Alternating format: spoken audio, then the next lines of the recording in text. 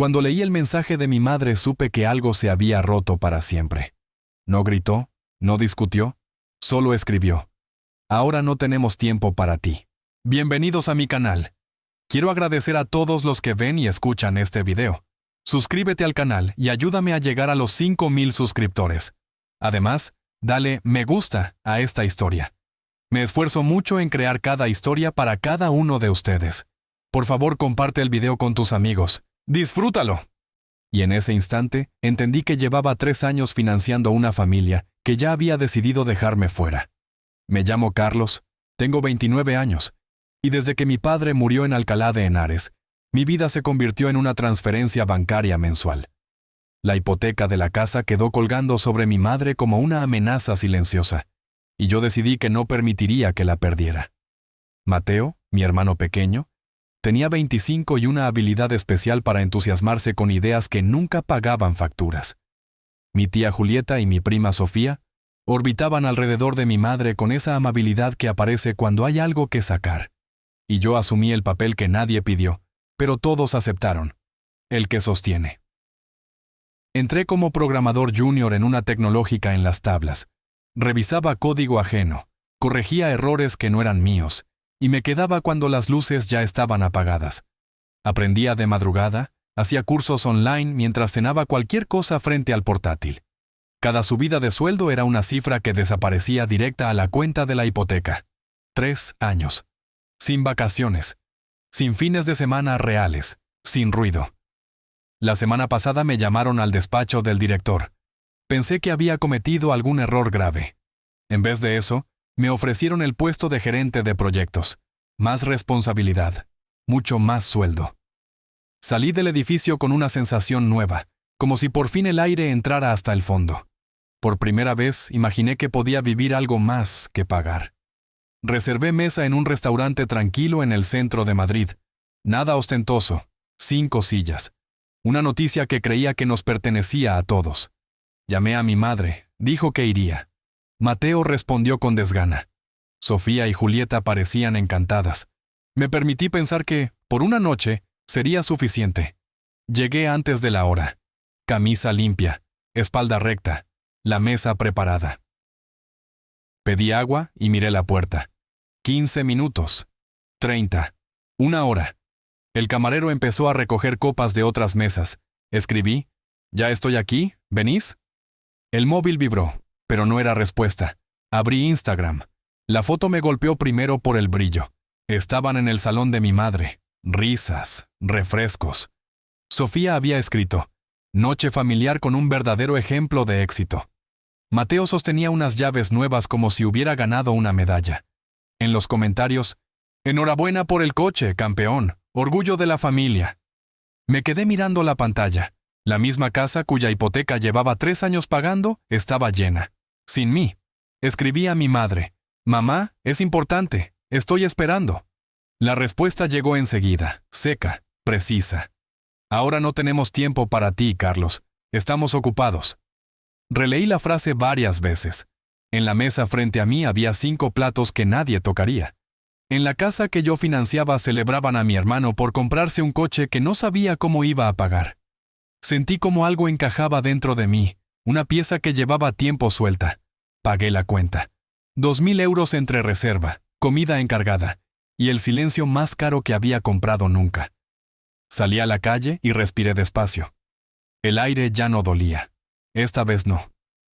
De camino a casa no llamé a nadie, no reclamé explicaciones. Pensé en las transferencias automáticas, en las fechas, en los importes.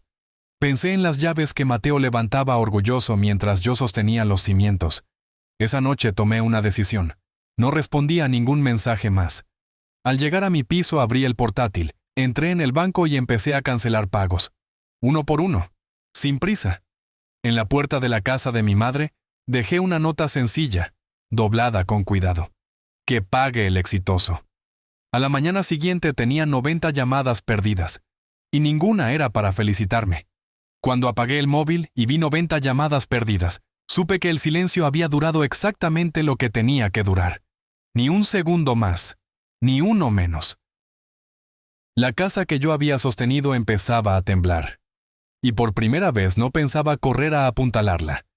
La noche anterior me quedé mirando el mensaje de mi madre, hasta que las letras dejaron de tener sentido. El camarero se acercó con una sonrisa educada. ¿Van a pedir ya? Negué con la cabeza.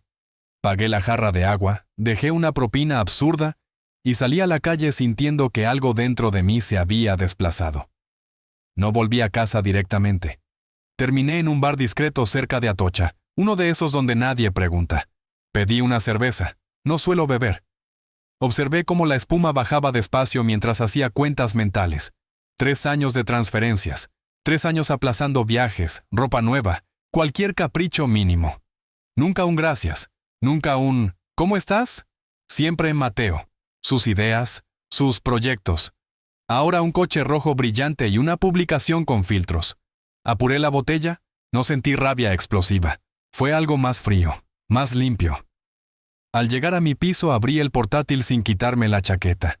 Entré en el banco. Ahí estaban, alineados como una condena voluntaria. 36 pagos puntuales de hipoteca. Cerré los ojos un segundo. El cursor tembló apenas. Cancelé el pago automático. Confirmar. ¿Sí? Una parte de mí notó el vacío inmediato. Otra, mucho más callada, se enderezó. Esa tarde pasé por la casa de mi madre cuando sabía que no habría nadie. Escribí en un folio: que pague el exitoso. Lo pegué en la puerta junto al justificante de cancelación. No hubo portazos ni escenas. Solo el sonido del celo al despegarse del rollo. Me fui sin mirar atrás. Al día siguiente, encendí el móvil. 90 llamadas. La mayoría de mi madre. Varias de Mateo. Algunas de Sofía. No escuché ningún audio. Dejé el teléfono boca abajo sobre la mesa y salí a caminar. Era sábado. Mi primer fin de semana libre desde el ascenso. Me senté en una terraza de Chamberí. Pedí café y una tostada. El sol caía suave. Durante unos minutos casi creí que podía acostumbrarme a esa calma. Entonces vi el coche. Rojo. Recién lavado. Aparcado en doble fila como si la calle fuera suya. Mateo bajó con gafas de sol y esa media sonrisa que siempre aparece cuando cree tener razón. Caminó directo hacia mí. ¿Qué te pasa, Carlos? Ni hola. Mamá está fatal. Dice que has cancelado la hipoteca y has dejado una nota infantil. Seguí removiendo el café. Ya está todo dicho. Se sentó sin pedir permiso. No puedes hacer eso. Es la casa de mamá. ¿O es que estás celoso por el coche? Solté una risa breve, seca. He pagado esa casa 3 años, Mateo. Mientras tú probabas cosas. No es celos, es cansancio. Se quitó las gafas. Parpadeó más de la cuenta. Sabemos que has ayudado. Se agradece. Pero dejar a mamá así por un berrinche? Eso no es de familia. Le sostuve la mirada. ¿Familia? Os esperé 1 hora para celebrar mi ascenso. Estabais brindando por tus llaves nuevas. Se movió incómodo, pero no retrocedió. Fue un malentendido. Mamá estaba feliz. Comprar un coche es importante. ¿Con qué lo vas a pagar? El silencio que siguió fue corto, pero suficiente. Miró hacia el coche como si pudiera responder por él. Habla con mamá, murmuró al levantarse. Esto no está bien. El motor rugió al arrancar, demasiado fuerte para esa calle tranquila. Me quedé mirando la taza medio vacía. Ya no sabía a café, y entendí que aquello no era una discusión. Era el principio de algo que ninguno de ellos estaba preparado para afrontar. Cuando colgué la llamada, supe que ya no había vuelta atrás. No por el banco, no por la casa, sino porque por primera vez no había cedido cuando mi madre dejó caer ese silencio húmedo al otro lado de la línea. Ese que siempre me hacía retroceder. Volví a mi piso con la conversación clavada en la cabeza. Los mensajes seguían entrando. ¿Cómo nos haces esto? Eres un egoísta. Ven a hablar como un hombre. Dejé el móvil sobre la encimera y me apoyé con las manos abiertas, respirando despacio. No era el dinero. Era la costumbre de dar por hecho que yo siempre estaría. El domingo intenté llenarlo de ruido. Una película que no recuerdo, una carrera por el retiro, la casa limpia hasta brillar. Pero el teléfono vibraba como si tuviera pulso propio. Por la noche llamé a mi madre. Contestó al primer tono. Carlos, por fin. ¿Cómo se te ocurre cancelar el pago? El banco ha mandado una carta. Esto es una traición. Miré el techo unos segundos antes de responder. Traición fue dejarme solo mientras celebrabais el coche de Mateo. 3 años pagando y ni una pregunta sobre cómo estoy. Silencio. Luego su voz cambió, más suave, calculada. No sabíamos que tu ascenso era tan importante. Mateo necesitaba apoyo. Está intentando salir adelante. No trabaja, mamá. ¿Cómo va a pagar ese coche? Titubeó apenas. Ha ahorrado y pidió un préstamo. Es buen chico. No seas duro. Noté cómo apretaba la mandíbula. No voy a pagar más. Si es tan exitoso, que ayude, o que venda el coche. Entonces llegó el temblor en su voz. Si no pagas, el banco se lleva la casa. Es lo único que tengo. Cerré los ojos. Esa frase la había escuchado antes, con otras palabras. Ya di todo lo que podía dar. Colgué sin despedirme. El lunes me refugié en el trabajo. Mi nuevo puesto me absorbía. Reuniones, decisiones, gente esperando instrucciones. Allí mi voz tenía peso. Al mediodía, mensaje de Sofía. Siempre te apoyamos. Esto es bajo. Lo leí 2 veces. Nunca me apoyaron. Solo disfrutaron del resultado. Por la tarde, audio de mi tía Julieta. Tu madre está destrozada. Mateo está intentando ayudar, pero no puede solo. Mateo ayudando. Esa sí que era nueva. Respondí con un único mensaje. El martes voy. El martes conduje hasta la casa de mi madre en silencio. La fachada me resultó más pequeña que otras veces. Dentro estaban todos. Mi madre con los ojos hinchados. Mateo en el sofá, piernas abiertas, gesto ofendido. Sofía y Julieta observando como si ya hubieran decidido el veredicto. Gracias por venir, dijo mi madre. El banco nos ha dado 2 semanas. Si no pagamos, ejecutan la hipoteca. Me quedé de pie. Ya sabéis mi postura. Mateo se levantó de golpe. Deja de meter mi coche en esto. Me lo he ganado. Lo miré sin parpadear. ¿Con qué dinero? 1 segundo de más, solo 1. No tienes derecho a cuestionarme, respondió, elevando la voz. Escribe en los comentarios qué opinas de esta situación, cómo la manejarías. Valoro la opinión de todos. Tengo todo el derecho si el dinero que falta salió de aquí. Mi madre intervino demasiado rápido. Carlos, por favor. La miré. Solo quiero una respuesta clara. ¿Salió de lo que yo enviaba? El salón se quedó en un silencio denso. Nadie tosió. Nadie se movió. Y en esa pausa, entendí que la respuesta ya estaba dada. Cuando mi madre bajó la mirada, supe que la verdad ya estaba en la habitación. No hizo falta que lo admitiera del todo. Bastó ese gesto mínimo, esa pausa demasiado larga, para entender que parte del dinero que yo enviaba para la hipoteca había terminado convertido en pintura roja metalizada y cuotas de un coche que nadie podía pagar. No usé ese dinero, dijo al fin, demasiado rápido. Carlos, no hagas esto más difícil. La miré sin sentarme. Dime cómo lo pagó. Sofía intervino antes de que el silencio la delatara más. No es tan simple. Mateo necesitaba el coche para un negocio. Es una inversión. Solté una risa breve. Otro negocio. Otra promesa envuelta en humo. ¿Una inversión con el dinero de la hipoteca? Mi madre no respondió. Y ahí terminó todo. Se acabó, dije. Si queréis salvar la casa, vendéis el coche o buscáis otra solución. Pero no contéis conmigo. Me giré hacia la puerta. Mi madre me agarró del brazo. Eres mi hijo. El banco no va a esperar. Durante un segundo estuve a punto de ceder. Vi el salón donde crecí, la habitación de mi padre, las navidades que ya no volverían. Luego recordé la mesa vacía del restaurante. El mensaje. Las llaves levantadas como un trofeo. Me dejasteis fuera antes. Me solté y salí.